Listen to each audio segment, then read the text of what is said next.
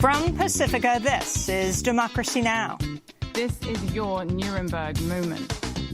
Your chance to stand on the right side of history. Justice is not inevitable. It doesn't just happen. And it doesn't stand a chance if people in power, including those at this table, don't make it a priority. We look at the Trump administration's global attack on women after the U.S. guts a UN Security Council resolution to end rape as a weapon of war, excluding references to sexual and reproductive health. Then, for the second time in a week, a judge has blocked the Trump administration's gag rule that would have stripped federal funding, known as Title X, for Planned Parenthood and other clinics that refer patients for abortion or even mention abortion as an option. We speak with Planned Parenthood's new president, Dr. Leana Wen. It's ridiculous. It's unethical. It's illegal. And Planned Parenthood will be fighting President Trump and the Trump administration with everything we have. Then meet the journalists that Philippines President Rodrigo Duterte has jailed twice in the past few months. You cannot harass and intimidate journalists to silence. We'll stand up and fight against it. And as long as we are a democracy under a constitution which has a Bill of Rights, we will demand our rights be respected. Award-winning journalist Maria Ressa, the founder of the independent news site Rappler, joins us to talk about Duterte's crackdown on press freedom. Ressa and Dr. Leana Wen were both just named among Time 100's most influential people of 2019. All that and more coming up. Welcome to Democracy Now!, democracynow.org, The War and Peace Report. I'm Amy Goodman. In Sri Lanka, government officials have lowered the death toll from the Easter Sunday attacks on churches and hotels to about 253. That's more than 100 lower than the previous estimate. Authorities said there were so many body parts at the bombing sites it was difficult to obtain a precise death toll. More than 500 people were injured. Over the past days, Sri Lanka's top police official and defense secretary have both resigned in response to the government's failure to follow up on warnings that an attack was imminent. In campaign news, former Vice President Joe Biden's recently reached out to Anita Hill prior to entering the presidential race. Biden has long been criticized for his handling of Anita Hill's allegations that now Supreme Court Justice Clarence Thomas had sexually harassed her in the workplace. Biden was chair of the all-male, all-white Senate Judiciary Committee in 1991 when Hill testified. He forced Hill to discuss in graphic detail Thomas's sexual comments. He did not invite other women to testify who could have corroborated Hill's allegations. Anita Hill told the New York Times she was not satisfied with Biden's comments during their phone conversation. Hill said, quote, "I cannot be satisfied by simply saying I'm sorry for what happened to you. I will be satisfied when I know there is real change and real accountability and real purpose," she said. In other campaign news, Biden marked his first day on the campaign trail by attending a $2,800 a person fundraiser in Philadelphia at the home of Compass chief lobbyist David Cohen. Attendees included Daniel Hilferty, chief executive of Independence Blue Cross, the largest health insurer in the Philadelphia area. Senator Bernie Sanders criticized Biden for holding a fundraiser in the home of a corporate lobbyist. Former Pennsylvania Governor Ed Rendell, who co-hosted the Biden fundraiser, appeared on CNN this morning.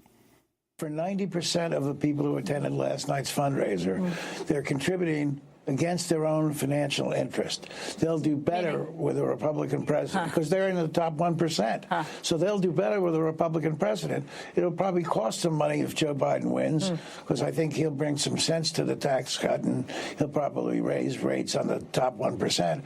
So a lot of these people gave money even though it was against their own financial interest. In other campaign news, Biden has hired Simone Sanders to be a senior advisor to his campaign. Sanders is a prominent African-American political strategist who served as press secretary for Vermont Senator Bernie Sanders in 2016 when he ran for president.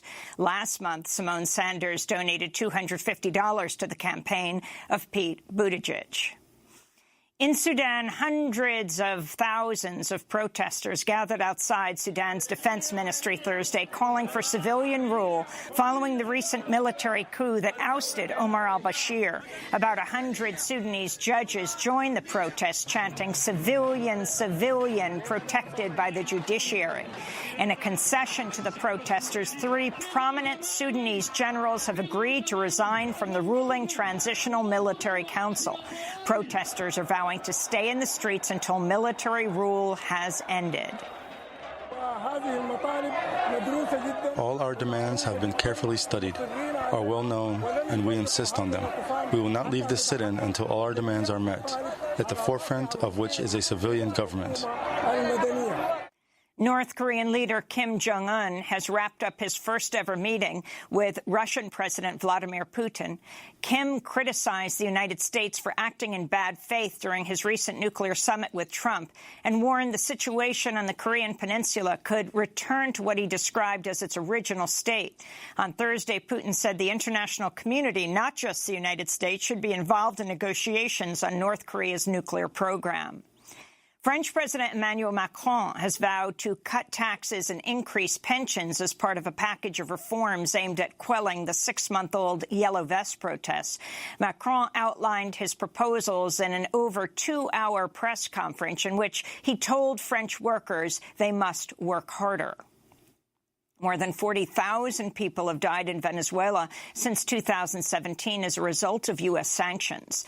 That's the conclusion of a new report by the Center for Economic and Policy Research and the economist Jeffrey Sachs. The report examines how U.S. sanctions have reduced the availability of food and medicine in Venezuela and increased disease and mortality.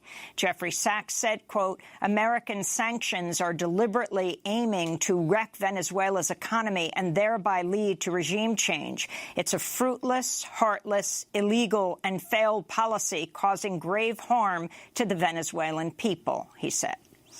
In the second time this week, a federal judge has blocked a new rule that would have stripped federal funding known as Title X for Planned Parenthood and other clinics that refer patients for abortions or even mention abortion as an option. U.S. District Judge Stanley Bastian of Washington State ruled against the changes Thursday, saying they would require clinics, quote, to face a Hobson's choice that harms patients as well as the providers. The judge's ruling halts the so-called gag rule, which was announced by President Trump in February and was scheduled to go into effect May 3rd. This came 2 days after an Oregon judge issued a preliminary injunction to stop the gag rule from going into effect. We'll have more on this later in the program when we speak to the president of Planned Parenthood, Dr. Lena Wen. A federal judge has temporarily blocked a Texas law that bans state contractors from boycotting Israel. Under the law, state contractors are required to sign a pledge vowing not to boycott Israel and not to take any action that is, quote, intended to penalize, inflict economic harm on, or limit commercial relations with Israel, unquote. The bill was widely viewed as an attempt to criminalize support for the BDS movement. That's the boycott, divestment, and sanctions movement. On Thursday, federal judge Robert Pittman issued an injunction saying, quote, the statute threatens to suppress unpopular ideas and manipulate the public debate through coercion rather than persuasion. This, the First Amendment does not allow, he said. Part of the case stems from a lawsuit filed by Bahia Anawi, an Arabic-speaking child language specialist in the Pflugerville Independent School District in Texas. She lost her job of 9 years for not signing the boycott pledge. Bahia Anawi appeared on Democracy Now! Last year explaining why she couldn't sign the pledge. And I sent an email to my speech coordinator telling her, listen, I cannot sign this. This is against my principles, against my constitutional rights, and it's also against my moral and ethical values, considering that I am a Palestinian American and I have family that actually live in occupied territory, so it affects me personally as well. So it affects me in both ways as an American citizen and as a Palestinian American, too. The founder of Pink Floyd, Roger Waters, is at the center of a growing controversy over free speech on college campuses. Waters is scheduled to speak on a panel at the University of Massachusetts Amherst on May 4th about the backlash against pro-Palestinian voices. Other speakers include Palestinian-American activist Linda Sarsour, who has faced death threats for her outspokenness, and Temple University professor Mark Lamont Hill, who was recently fired from CNN for speaking up for Palestinian rights. The event has sparked protests on campus. A group of UMass students filed a lawsuit claiming they will, quote, suffer irreparable harm if the event takes place. The Massachusetts Republican Party and the Massachusetts Jewish Republican Committee have condemned the event, claiming it's anti-Semitic. Another 80 groups have urged UMass to pull its support for the panel. On Thursday, the University of Massachusetts announced the event will go ahead despite the protests, saying it's committed to the principles of free speech and academic freedom. A Coast Guard lieutenant accused of plotting to kill high-profile liberal figures may soon be released from pretrial detention. On Thursday, a federal judge in Maryland said he did not find Christopher Hassan's detention appropriate based on the charges against him. While prosecutors claim Hassan was plotting a domestic terror attack, he's only been charged with gun and drug offenses, not terrorism or attempted murder. At the time of his arrest, Hassan reportedly had a stockpile of 15 guns and more than 1,000 rounds of ammunition. His hit list included House Speaker Nancy Pelosi, civil rights pioneer Angela Davis, freshman Congress members Alexandria Ocasio-Cortez and Ilhan Omar, MSNBC host Chris Hayes, and Democratic presidential hopefuls Senators Kirsten Gillibrand, Elizabeth Warren, Cory Booker, and Kamala Harris, among others. The National Security Agency has quietly recommended that the Trump administration abandon a surveillance program collecting metadata on the phone calls and text messages of hundreds of millions of Americans. The program was launched secretly under President George W. Bush after 9/11 without the approval of federal courts. The secret program's existence was revealed in 2013 by NSA whistleblower Edward Snowden. For years, the NSA defended the surveillance as an essential tool to fight terrorism. But the NSA now says the surveillance program is no longer worth the effort needed to maintain it. Snowden responded on Twitter by saying, "First they laugh at you, then they fight you, then they admit you were right all along and maybe shouldn't have been violating everyone else's rights in the first place." A Pentagon ethics investigation has cleared acting Defense Secretary Patrick Shanahan following accusations he unfairly favored the weapons contractor Boeing. Shanahan spent over 3 decades as an executive at Boeing. Calls are growing for the mayor of Baltimore, Maryland, Catherine Pugh, to resign after the FBI and IRS raided her 2 homes and her City Hall office as part of a probe into her business dealings.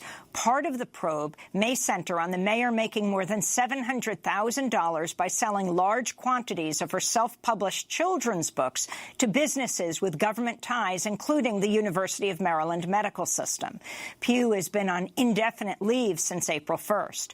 Following the FBI raid, Maryland's Republican Governor Larry Hogan called on her to resign.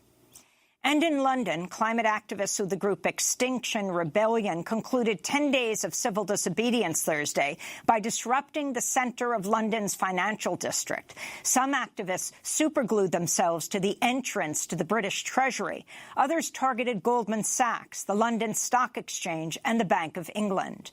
Over the past 10 days, more than 1,100 activists have been arrested as part of the Extinction Rebellion protests. Among those arrested Thursday was Phil Kingston, who marked his 83rd birthday by climbing onto the roof of a train. I'm here because I have a belief that there is something greater than us which tells me that we don't own this earth. So I am just not accepting to be treated as though it is our just property to do with what the heck we like. And it's doing terrible damage. The current economy is now using 1.7 Earths. And we in the human population have been taught that this is the way of life. It isn't. It's a way of death. And that's because the more we take, the less there is for future generations, for the poorest peoples who are already got next to nothing, and the rest are other than human nature, which is as important as we are. That's Phil Kingston, who marked his 83rd birthday by climbing onto the roof of a train as part of the Extinction Rebellion protests. More than 1,000 people have been arrested over the last 10 days for these protests. And those are some of the headlines. This is Democracy Now!, democracynow.org, The War and Peace Report. I'm Amy Goodman. The Trump administration's under fire after the United Nations Security Council passed a resolution to end rape as a weapon of war on Tuesday that excluded any mention of sexual and reproductive health. The resolution was gutted after the U.S. threatened to veto the measure altogether unless language referencing reproductive health was taken out, due to the Trump administration's belief the language was code for abortion. The watered-down measure also weakened references to the International Criminal Court, making it harder for women and girls to seek justice. France's UN ambassador blasted the move, saying, quote, "It's intolerable and incomprehensible that the Security Council is incapable of acknowledging that women and girls who suffered from sexual violence and conflict and who obviously didn't choose to become pregnant should have the right to terminate their pregnancy." The resolution was championed by Nobel Peace Laureate Nadia Murad, a Yazidi Kurdish human rights activist from Iraq. She was kidnapped by the self-proclaimed Islamic State and held as a sex slave for almost 3 months. We come here today and ask that those perpetrators of genocide be brought to justice. They used Yazidi women as a weapon of war. Hence, they need to be tried before a special court so that they would be tried for the crimes they committed. Bringing elements of ISIL to justice in the framework of an international tribunal that terrorized them for crimes of genocide and sexual violence against women would send messages to others and prevent such crimes in the future. And this is human rights attorney Amal Clooney addressing the Security Council on Tuesday. This is your Nuremberg moment.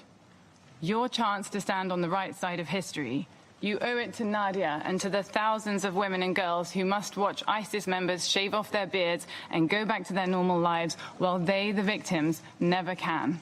The gutted resolution is just the latest in the Trump administration's hardline stances on UN resolutions. In recent months, they've also opposed using the word gender in UN documents in what is seen as an attack on transgender rights. We're joined now by Jessica Neuwirth, the director of the Human Rights Program at Roosevelt House at Hunter College, the director of the Sisterhood Global Institute. She sent a letter Wednesday to Secretary of State Mike Pompeo protesting the U.S. stance in the Security Council resolution on sexual violence and conflict.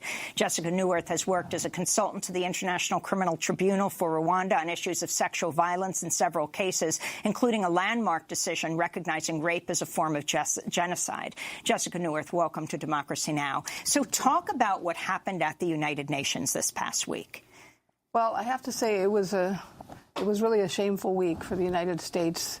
10 years ago, it was the United States that pioneered the resolution that created an office to deal with sexual violence and conflict and a special representative of the Secretary General at a very high level. And the goal of the 10-year anniversary resolution was to strengthen the mechanisms and move the agenda forward. And while in the end it did that in some important respects, most of the energy, instead of reinforcing political will, was used to battle this assault by the United States and its continuing threat to veto the resolution, in part because of the language sexual and reproductive health, because of references to the International Criminal Court, all of the mechanisms that actually do strengthen the work of the UN and others around the world to stop sexual violence and conflict. And then, of course, on the sexual and reproductive health, I mean, the services that are most needed by women and girls who have been raped in war zones. So can you talk about the origins of this resolution that originally Germany put forward, right? Germany sponsored the resolution, and as I said, it was really designed to move the agenda forward. And we're used to seeing the United States in the UN also try to move these agendas forward. And this time around, what we saw was the United States lining up with China and Russia against its allies, its closest allies like France, Belgium, Germany, the UK, really blocking efforts to get the resolution passed. And it was only because of the really dramatic compromises that were made that the resolution in the end did pass. And as I said, there are some good things in the resolution that we don't want to ignore, but it was really shameful, to be an American walking around the halls of the UN. So the United States forced the UN Security Council to remove the words sexual and reproductive health, to which people like the French ambassador was outraged in response, saying this is just unacceptable. It was a rare moment for ambassadors to be openly voicing that kind of disappointment. The UN is a very diplomatic place, but following the passage of the resolution, not only the French, but the South Africans, the Belgians, the British really spoke very strongly. Let me go to the British. The United Kingdom Special Representative on Preventing Sexual Violence and Conflict, Tariq Ahmad, addressed the United Nations Security Council Tuesday. We regret that the language on services for survivors of sexual violence, recognizing the acute need for those services to include comprehensive reproductive and sexual health care, including safe termination of pregnancies, did not meet with all the Council members' support. However, Mr. President, it is important that we maintain our consistent efforts in this respect, and we maintain that progress that we have made on this issue. And this is the French ambassador to the United Nations, François Delattre, also speaking Tuesday. In the face of certain threats, I would still like to underscore how essential it is for France and in the name of victims to ensure that these victims can have access to sexual and reproductive health. This is an essential point. That was the voice of the translator, Jessica Newworth. Yes, and the South African ambassador, I would say, went even further and noted the hypocrisy of adopting a survivor-centered approach, which was one of the wonderful things about this resolution, that it really tried to put survivors at the center of all efforts to combat sexual violence and conflict, and yet at the same time denying them the services or our right to access services that are so vitally needed.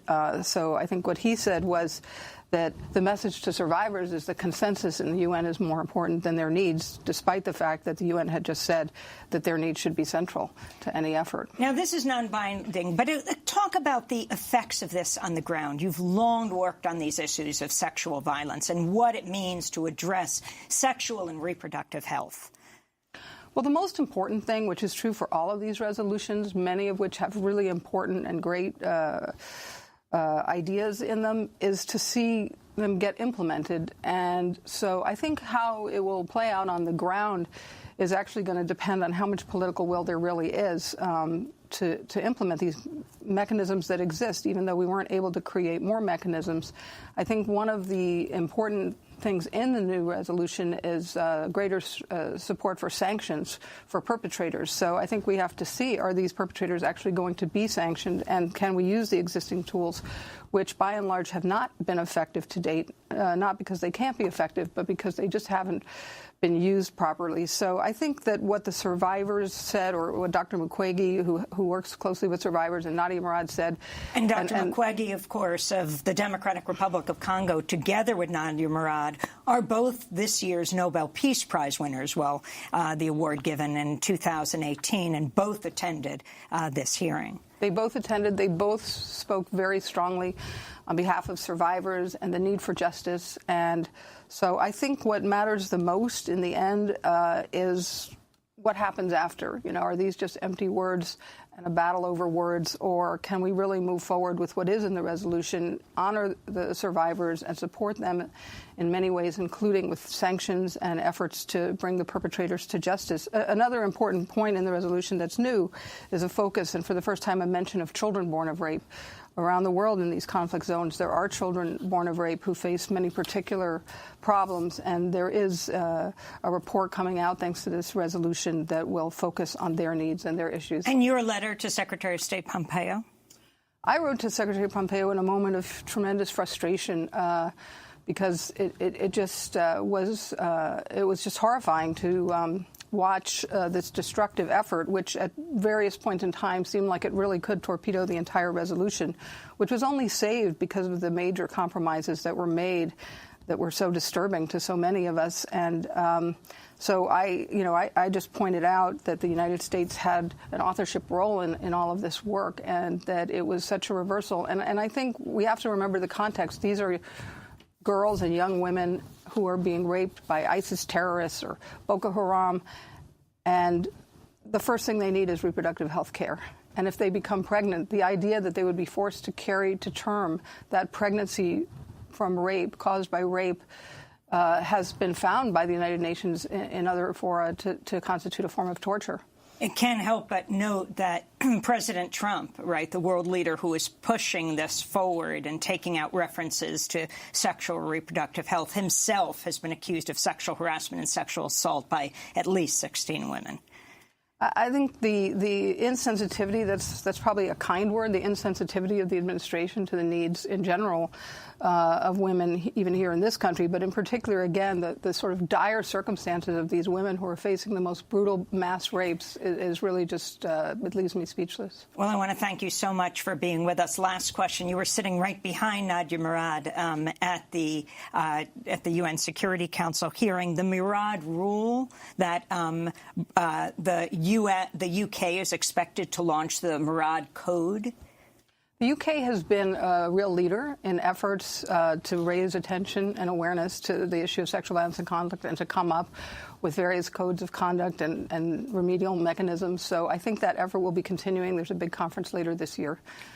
Well, we'll certainly cover that. Jessica Neuwirth, I want to thank you for being with us. Director of Human Rights Program at Roosevelt House of Hunter College, also the director of Sisterhood's Global Institute, and sent a letter to Secretary of State Mike Pompeo protesting the U.S. stance on the Security Council resolution on sexual violence and conflict. Jessica Neuwirth has worked as a consultant to the International Criminal Tribunal for Rwanda on issues of sexual violence in several cases.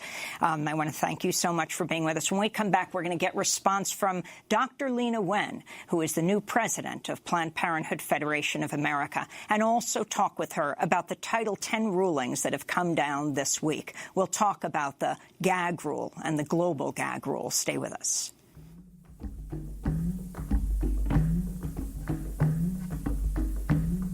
Why you wanna fly, blackbird?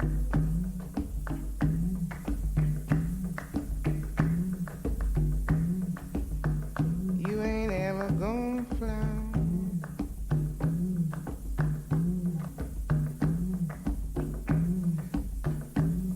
Why you wanna fly, blackbird? You ain't ever gonna fly.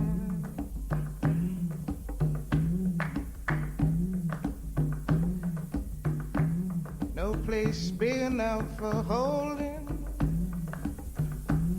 All the tears are gonna cry.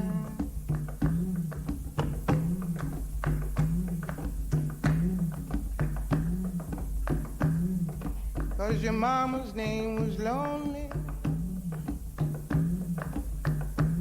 and your daddy's name was Blackbird by Nina Simone. This is Democracy Now!, democracynow.org, The War and Peace Report. I'm Amy Goodman.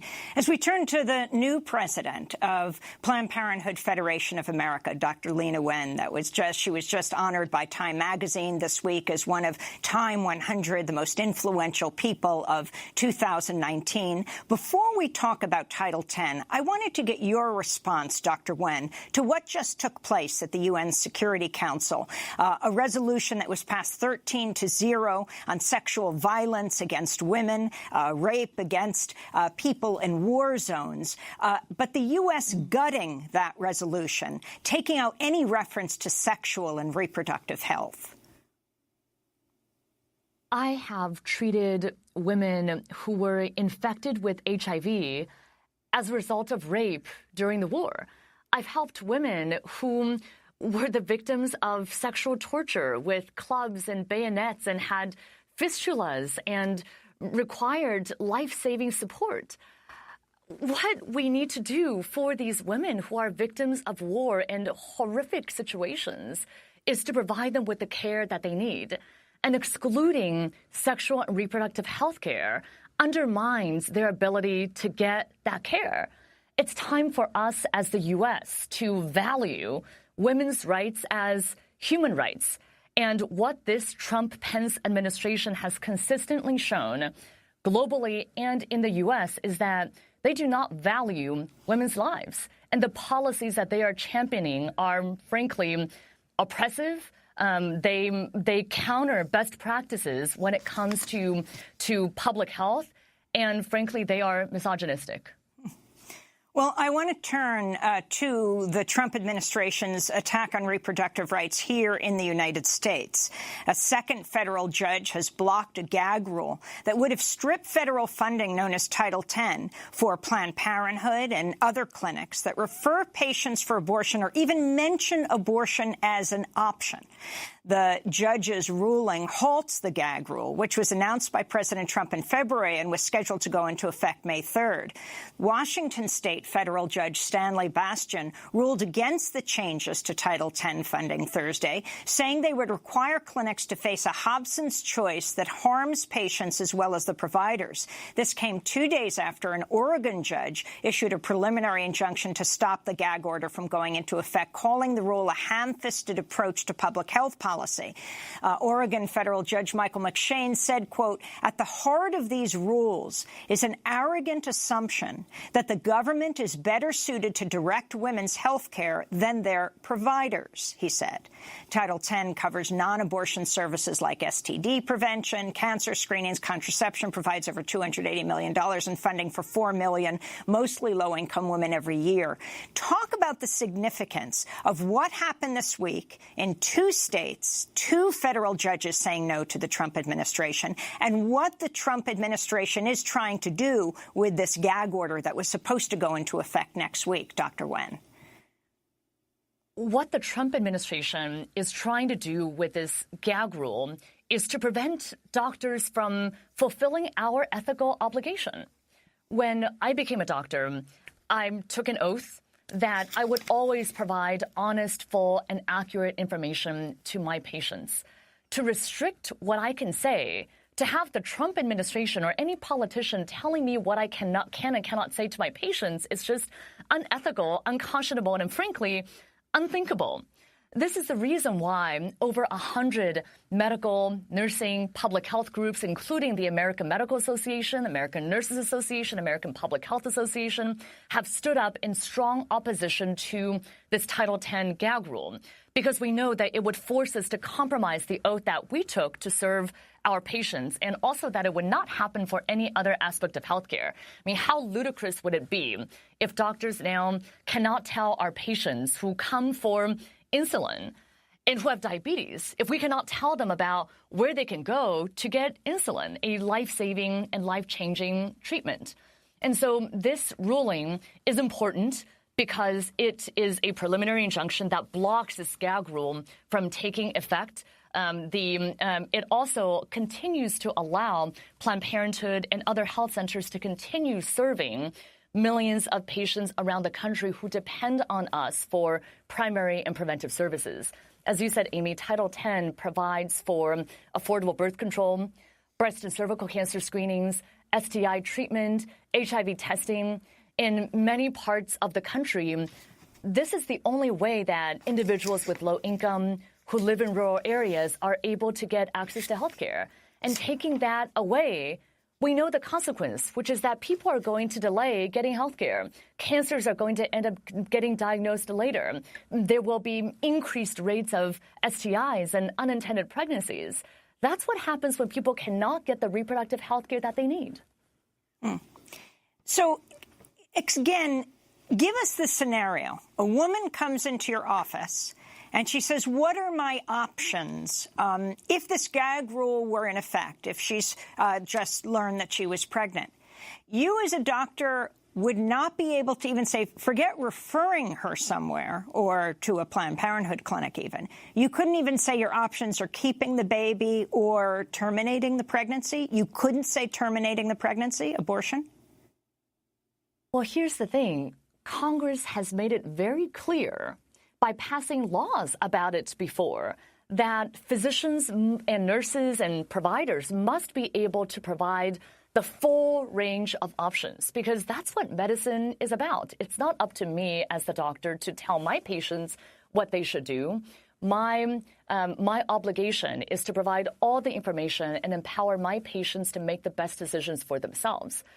Under this gag rule, if a patient came to me and I work at a clinic that receives Title X federal funding, I would not even be able to provide a referral to a woman, even if she specifically asking for a referral for abortion care.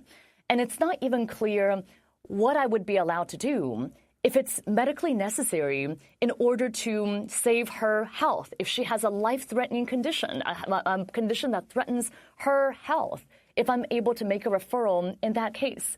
And I want to point out not only how unethical this is, but also how discriminatory it is too. Because this is saying that if you are a person who's wealthy, if you have private insurance, you can still go to your doctor and get accurate medical information and the health care that you need. But if you are a woman of low income, if you are a family with low income, not only can you not get health care access, but you would not even be able to get accurate information from your doctor. This is just one more example from the Trump-Pence administration of a discriminatory policy that would worsen health outcomes and worsen disparities for those who already face disproportionate barriers to care. It will, the people who receive Title X are those who are uninsured, those who live in out-of-the-way rural areas. It's people of color. It's people who already face these barriers. And it also puts providers into an impossible position because either you continue to serve patients or you're forced to compromise your ethics. And from our standpoint in Planned Parenthood, we cannot accept these gagged funds. We would never force our doctors to censor themselves.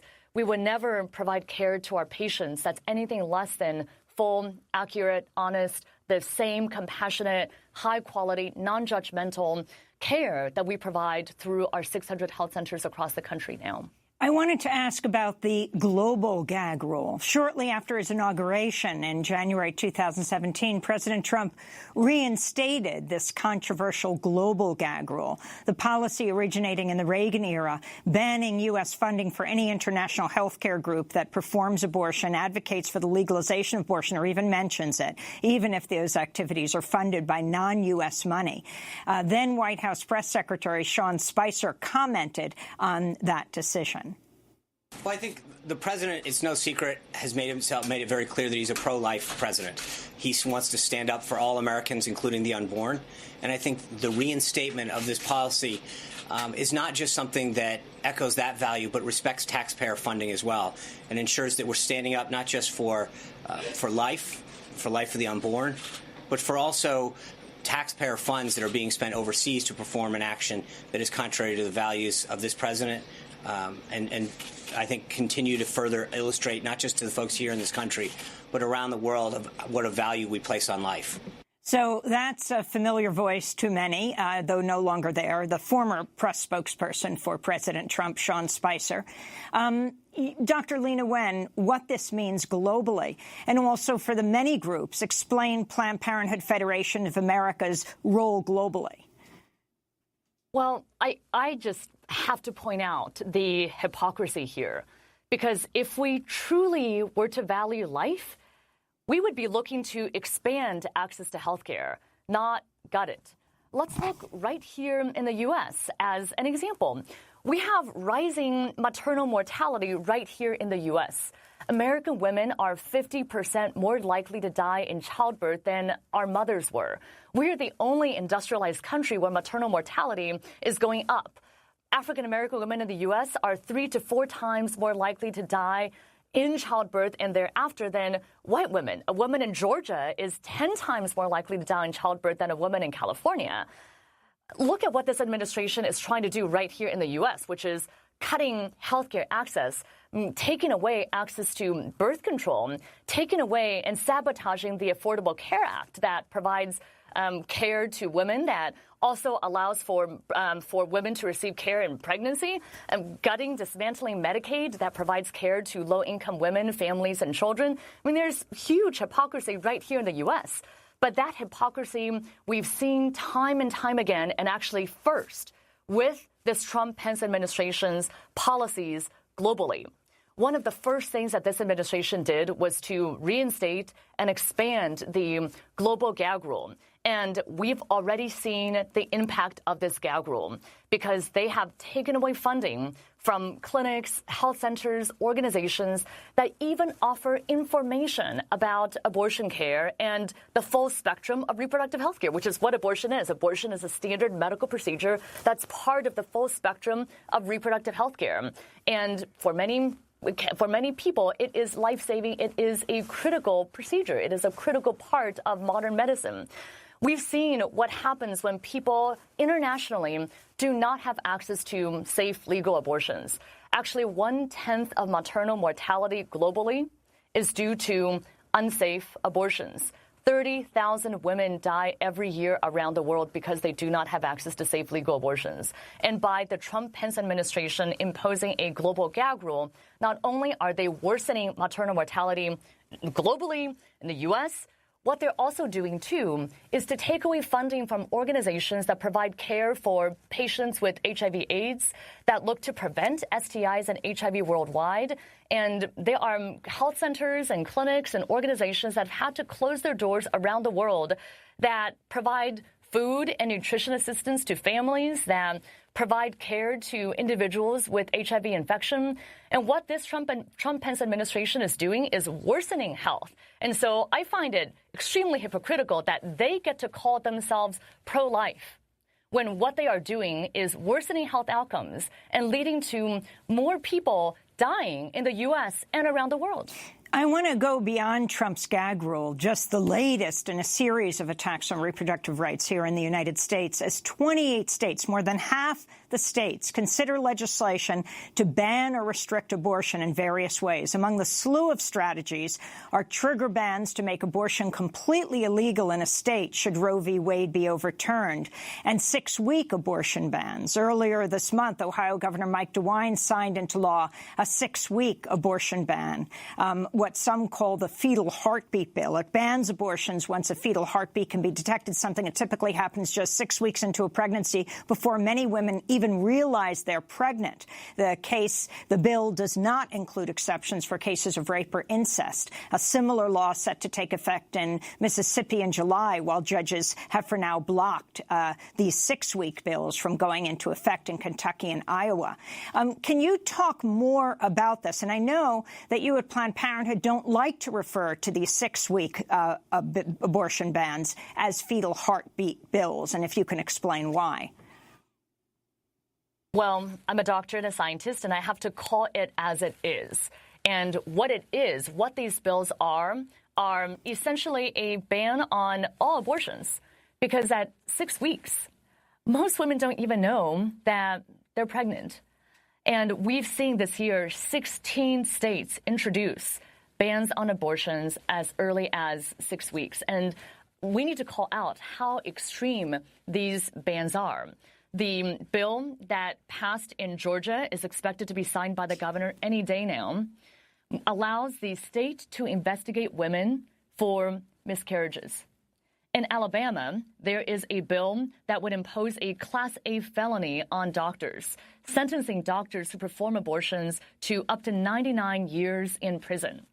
There was a bill in Texas that failed, but that bill would impose a death penalty, capital punishment, the death penalty for women who seek abortion care. And more than 300 people came to testify in favor of this bill that would impose the death penalty on women.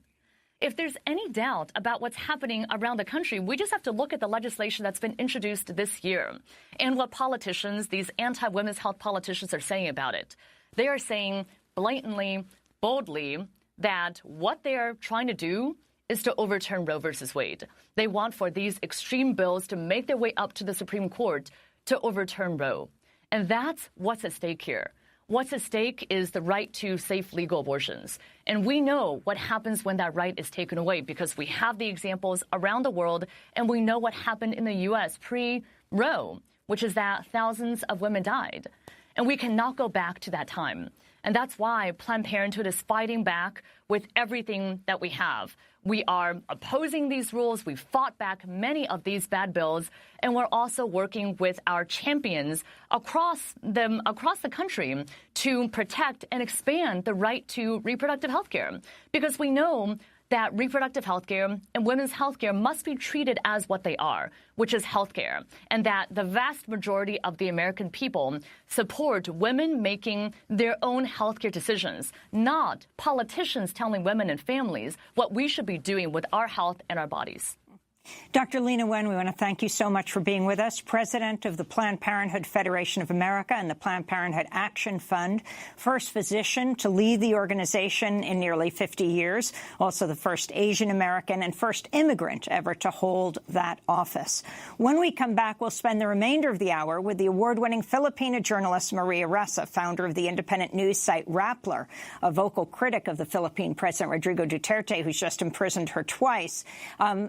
Like Dr. Leana Wen, Maria Ressa was just honored by Time magazine as one of the 100 most influential people in the world. This is Democracy Now! Back with Maria Ressa in a minute. You can ask anybody here, if I allowed a policeman to kill a human being kneeling down, or their ancestral insurrection. But I've always told you that if you have to shoot them dead. Mga anak, salamat sa lahat, lalo na sa pagpapatakbo ng alamat. Kontra droga ang pamagat, kamaong nakangarat ang pabalat. Para sa kaayusan, para sa kaunlaran, para sa kapayapaan. Ano ba naman ang kamatayan ng mga salot na lago? Kayo nang bahala kung paano ang galaw. Matayog ang pangako, mababa ang tanaw. Tira ng tiragang walang matira. Bubusala ng mga magbibida. Bala ang batas, bala ang pitaka, bala ang balitang di makilala. Ito'y digma at ito ang pasinaya. Mga anak, kayo ang makinarya. At sa pagsupil ng mga salutan, lipunan, mga alalahanin na kanilang karapatan. Ang nakasalita sa magiging... Maquinaria, Machinery by the Filipino rap duo Sandata. They'll be playing at the People's Forum in New York on May 4th. This is Democracy Now!, democracynow.org, The War and Peace Report. I'm Amy Goodman as we spend the remainder of the hour with award-winning Filipina journalist Maria Ressa, the founder of the independent news site Rappler, vocal critic of Philippine President Rodrigo Duterte. Ressa has been arrested twice in recent months by the Philippines government as Duterte cracks down on critics and the media. In February, she was detained in a cyber libel case that's widely seen as politically motivated. She was arrested again in late March for allegedly violating a ban on foreign media ownership. Duterte has long attempted to shut down the Rappler, which has published groundbreaking work on Duterte's deadly so-called war on drugs that's killed thousands of people. Duterte's repeatedly described the site as fake news. You are a fake news outlet, and I am not surprised that your articles are also fake. Duterte has also called reporters who ask him tough questions spies and warned that, quote, just because you're a journalist, you are not exempted from assassination. While Duterte's government has attempted to silence Maria Ressa, her journalism has been praised around the world. In December, she was honored as one of Time magazine's Persons of the Year in 2018, and just this week named one of Time's 100 most influential people of 2019. On Wednesday, she won the 2018 Tully Free Speech Award at the Newhouse School at Syracuse University. We are joined by Maria Ressa right now. Congratulations on everything that you've accomplished. I'm not going to say congratulations for going to jail, though it might be a badge of honor, because clearly what Duterte is doing is attacking you for representing the press in the Philippines. But talk about why he put you in jail twice in the last months. I think it's just to let us... So I was arrested twice in about 5 weeks and detained once. And, you know, I have to say, I think it's just to make sure that I feel the power of the state. It's something that the pace of all of this has been unprecedented. And I've covered the Philippines for more than 30 years. In 14 months, we've had 11 cases filed by the Philippine government. I've posted bail 8 times, and then it just keeps coming. We're going to face every single one in court, and I could face decades in jail if we lose them.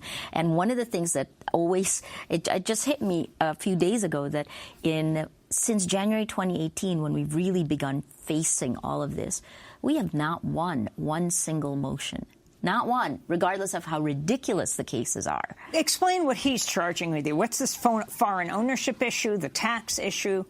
So I think you have to look at the whole thing, and it's about 3 years long now. It's preceded by attacks on social media, astroturfing, right? It's fake. They seed it. It grows, and people think it's real. And the first attack is that was actually by pro-Duterte bloggers saying that random question by one of the ones who became a government official underneath. She headed social media for the presidential palace. Her first question was, "Is Rappler CIA?" It begins there. And then what's seeded is that Rappler is foreign funded. The actual case is that we're controlled by foreigners. So ludicrous, precisely because even in the Philippines, we're known for our independence. The thing that's most alarming for me, though, is the fast pace of something called the cyber libel charge. In this one, a story we published 7 years ago, before the actual cyber libel law was enacted, is being used against us to say we violated the law that didn't exist yet. I don't know how else to, when I first saw it, I laughed. The National Bureau of Investigation, its own lawyers threw it out, and yet a week later it's resuscitated, and now it's in court. I want to go to what happened when you were just released from jail, just this small clip. You cannot harass and intimidate journalists to silence. We'll stand up and fight against it. And as long as we are a democracy under a constitution which has a Bill of Rights, we will demand our rights be respected.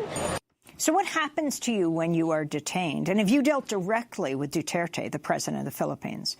I have. I mean, the last interview I did with him was December of 2016. And the interview that I did with him in October 2015 actually helped bring him to the attention, helped the critics of President Duterte point out that Rappler, because we covered him fairly, actually helped him get elected. Certainly he knew the power of Rappler, our millennial demographic, and that's perhaps part of the reason that we're under attack. But I think there's something far more insidious that's happening now. It's normalizing these attacks. You know, when you say 1,000,000 times that I'm a criminal, even though it's not true, people begin to believe. And that's what happened first on social media. The attacks became normal, and then people who had never met me then began to believe it. Then, a year and a half later, when President Duterte comes down and says, you know, Rappler is owned by foreigners, the cases began a week later, and we're sandwiched there. It's a tough place to push back, but I think it's truly important to do that because this is the time. I think this is a pivotal moment for Philippine democracy. This is the time when we have to fight for the rights that are guaranteed by the Constitution. We have elections coming up, May 13th, and if we lose an independent Senate, I think it's only a matter of time before the Philippines gets a new Constitution. What does that mean if you lose an independent Senate? A lot of things that have been, we've had a Senate that's been able to block certain things like the formation, like a new... So not the same party as Duterte? Yes. There were enough opposition votes that they were able to stop a new constitution being ratified. Right, so our House of Representatives, Congress is essentially a rubber stamp now, and the Senate in the past was holding the line. Now it looks like we're slated to bring in an administration Senate in on May 13th, in a few weeks' time. If that happens, it'll only be a matter of time before the House passes a new constitution, parliamentary in nature, federalism, which is something that President Duterte wants. Not saying that federalism is not democracy, but this particular draft will fundamentally change our democracy. So for Filipinos watching, this is our last chance. You know, we may no longer be a democracy in the way that we know it. So you have Duterte saying just because you're a journalist, you're not exempted from assassination. What gives you the courage to keep taking him on? I don't really look at it as taking him on. You know, I do a job. My job is to hold power to account. Rappler, we do stories that the president, that lots of people don't like our stories. President Aquino didn't like our stories. But that is the task of what a reporter does, right? So his rhetoric is noise for me. And while it does send a signal to the government bureaucracy, certainly the cases were triggered by President Duterte, it shouldn't stop us. And certainly we shouldn't allow harassment, intimidation, and the fear of that stop you from doing your job. So as far as I'm concerned, we keep going until the Constitution is changed, if that's the case, right? We demand the rights that are guaranteed not just by the Philippine Constitution, but by the Bill of Rights. We have a Constitution similar to the United States. Rappler is known for exposing the so-called war on drugs, but where thousands of Filipinos have been killed. Can I correct how much? It's not just thousands, and this is Michelle Bachelet at the UN who used this number. The latest estimate is since July 1, 2016 until early this year, more than 27,000 people killed. That's a UN estimate, right? The Philippine police will admit they've killed more than 5,000 people. Even that number is huge. But there's another bucket that they go off. It's more than 30,000 homicide cases under investigation. This parsing of the details allows lies to continue. And explain who is being killed. I mean, President Duterte himself has boasted about murdering people. He has, and before he even became president, in an interview with me, John Oliver wound up running this. He admitted he killed people, that he killed 3 people, and that he would continue. You know, another phrase that was used often is that when I'm elected, if I'm elected, the fish in Manila Bay will be fat, because you'll throw dead bodies in Manila Bay, right? That was the implied statement there. These are not the drug dealers who are being killed. These are the poor people. These are in the poorest of the poor areas. And this is also where you can see in statistical surveys support in this demographic has waned for President Duterte. The people who cannot defend themselves. The people who are on a list, a random list that is not backed. There is no trial. There's no proof that the people being killed are even drug dealers. I think this is dangerous. In a country that has no rule of law, that normalizes extrajudicial killings, we have to demand better. And President Trump, his support of President Duterte, how does that affect policy in the Philippines? How does it affect you? Well, when President Trump called CNN and the New York Times fake news, a week later, President Duterte called Rappler fake news. I think it is a bad time for the world when the former beacon of democracy, the fighter for press freedom and human rights, is noticeably absent. And I think you're feeling that all around the world. Simultaneous to that, though, is the American technology companies that have allowed cheap armies on social media to roll back democracy, a new weapon used against journalists. This is psychological warfare, right? And when you're holding attacked, up your phones. Yeah, when you're attacked. At one point, I was getting 90 hate messages per hour. Per hour. You can't even, it's a whole new thing. So anyway, how do we deal with it? We continue doing our jobs. We demand accountability. We tell our people. And I think the problem, though, is that I think maybe same in the United States is in the Philippines, fear is palpable. And if it's not fear, it's apathy. People want to duck until this time period is over. And I think... Well, you clearly aren't. And I want to thank you so much for being here. 5 seconds, a message to the world about the importance of press freedom. Press freedom is not just for journalists. I think this is a critical time for democracy around the world, both in the Philippines and in the United States. And you must fight for your rights while you still can. Maria Ressa, I want to thank you so much for being with us. Founder, CEO, executive editor of Rappler, an acclaimed Philippines news website, has been arrested twice in recent months. I'll be speaking Saturday night at UC Berkeley, 6 o'clock. Check our website on the occupation of Western Sahara. I'm Amy Goodman. Thanks for joining us.